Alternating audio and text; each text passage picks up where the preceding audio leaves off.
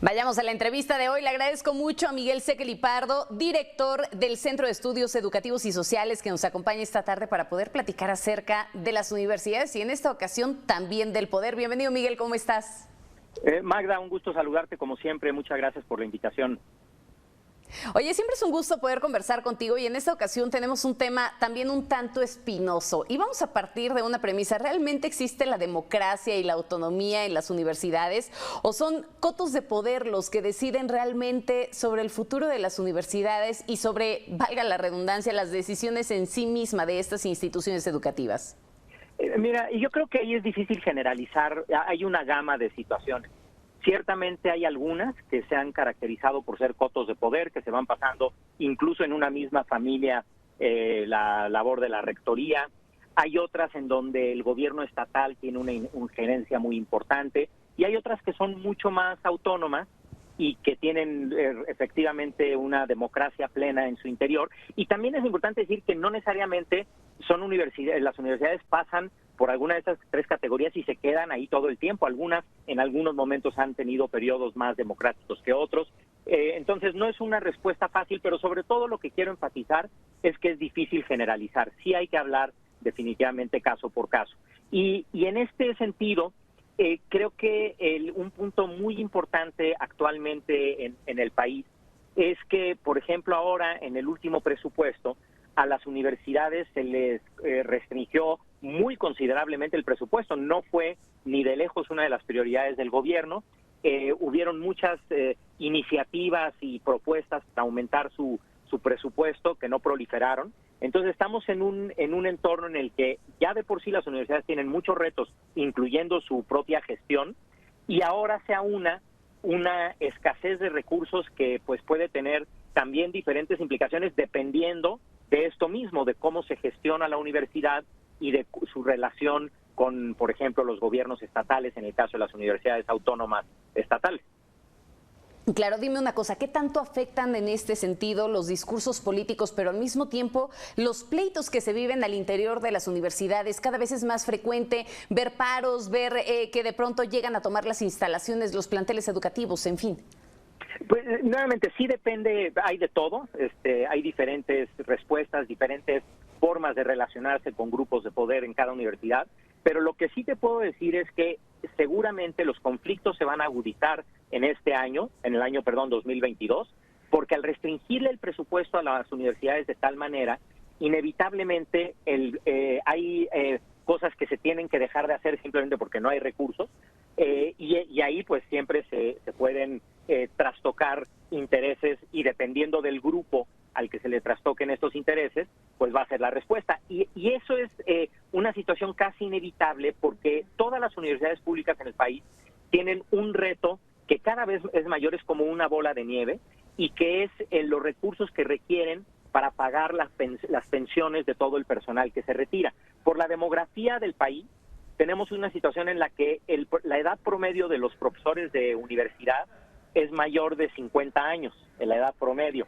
Y por supuesto que una proporción importante están cerca de la edad de jubilación, y las jubilaciones son una gran presión para todas las universidades porque tienen que hacer frente a ese gasto. Las pensiones son una obligación de ley que simplemente son ineludibles, y entonces cada vez queda menos para otras cosas que tiene que hacer la universidad, incluyendo su operación.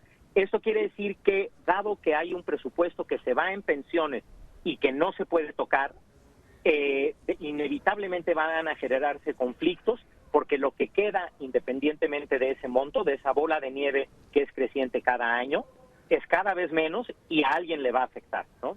Entonces, yo diría, perdón que lo ponga en estos términos que son poco ilustrativos, pero creo que es una forma de esquematizarlo. Imagínense que tenemos una serie de renglones y columnas, un cuadro. En los renglones están el tipo de universidad, como por ejemplo en mayor democracia, las que una dependencia mayor con los gobiernos estatales, las que tienen conflictos porque hay grupos de interés que se han apoderado de ellas. Esas son las categorías. Y luego tenemos en diferentes columnas, tenemos rubros de presupuesto, en donde si ponemos como primer rubro el presupuesto de las pensiones, ese prácticamente no se puede tocar y es creciente. Y entonces en estos rubros están las otras categorías, operaciones, los otros salarios que poco se pueden tocar, no se pueden afectar las comunidades del personal. En una, Bien. pues un presupuesto muy restringido del tipo de Miguel, que va a afectarse. Miguel, dime una cosa. Entonces, tú mencionas, ¿se puede pronosticar que el próximo año se van a empezar a agudizar este tipo de problemas? ¿Ves entonces que también las cosas comiencen a subir de nivel al interior de la UNAM? Porque justo ahora lo platicamos con Juan María Naveja, ¿no? Estamos hablando que para el 2023 habrá cambio también en la rectoría. Definitivamente puede ser, y la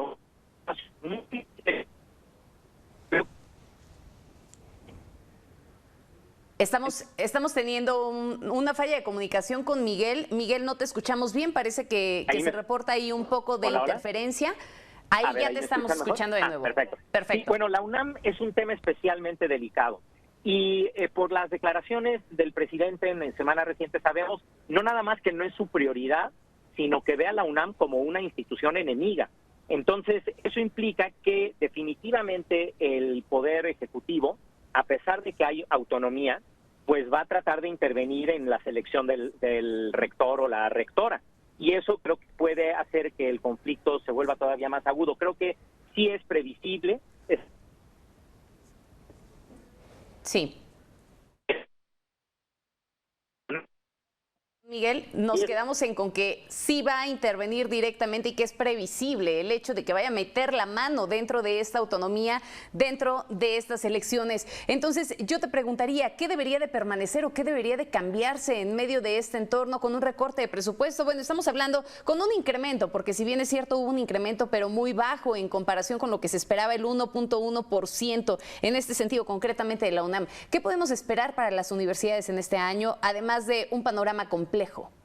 Bueno, sí, primero aclarar que sí aumentó en términos nominales, pero no en términos reales. Es decir, si se ajusta por inflación es menos el presupuesto. Entonces, yo preveo que va a ser un tema muy complicado. Es un tema en el que el gobierno claramente no tiene prioridad como para destinar mayores recursos a lo largo del año. Y sobre todo en el tema de la UNAM, sí es un foco rojo más allá de la UNAM misma, porque es un factor político muy importante en el país. Y si empezamos a ver alrededor de la UNAM movilizaciones en las calles, alrededor de la elección de la rectoría, si empezamos a ver una desestabilización de la institución, pues eso puede traer consecuencias muy graves para el país, porque no es nada más, no se circunscriben solamente a la UNAM. Caray, me quedo con esta parte. Podríamos ver consecuencias muy graves para el país el hecho de que la máxima casa de estudios esté desestabilizada. Miguel, como siempre, un gusto conversar contigo. Muchísimas gracias. Al contrario, muchas gracias a ustedes por la invitación. Un abrazo.